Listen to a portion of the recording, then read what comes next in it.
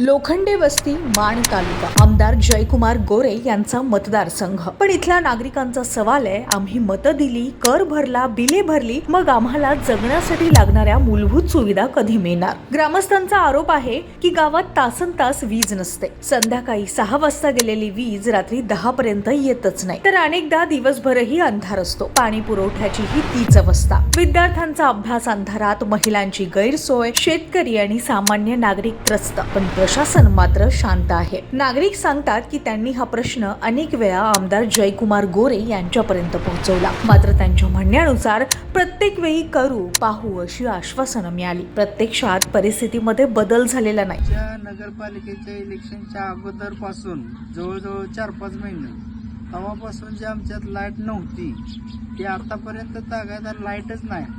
आता इलेक्शन झाल्यापासून थोडी थोडी यायला लागली, पण संध्याकाळी 6ला जी लाईट जाते ती रात्रभर लाईटीचा तपास नाही। त्यामुळं इथं राहणाऱ्या माणसांचे इतका हाल व्हायला लागले, तर विद्यार्थ्यांचा अभ्यास व्हायना, कायच व्हायना।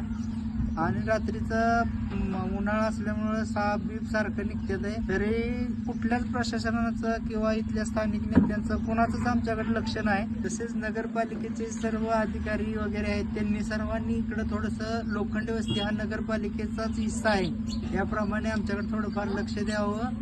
तुम्ही म्हटलं मीटर घ्या, तुम्हाला लाईट कंटिन्यू होईल। आम्ही बरेच लोकांनी मीटर बी घेतलेले आहेत, सगळ्यांनी जवळपास मीटर घेतलेले आहेत। त्यामुळे आता आमची लाईटची व्यवस्थित सोय करावी अशी नगरपालिकेच्या कर्मचाऱ्यांना बी आमची विनंती आहे।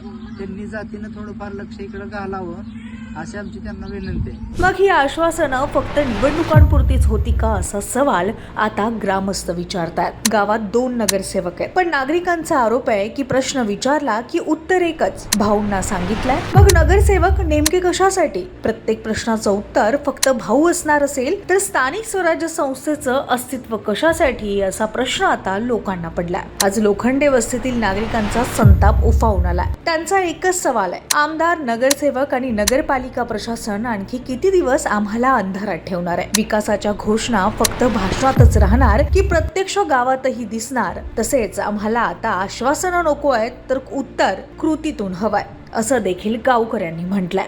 तुमचं याविषयी काय मत आहे हे आम्हाला कमेंट करून नक्की कळवा आणि फॉलो करायला विसरू नका।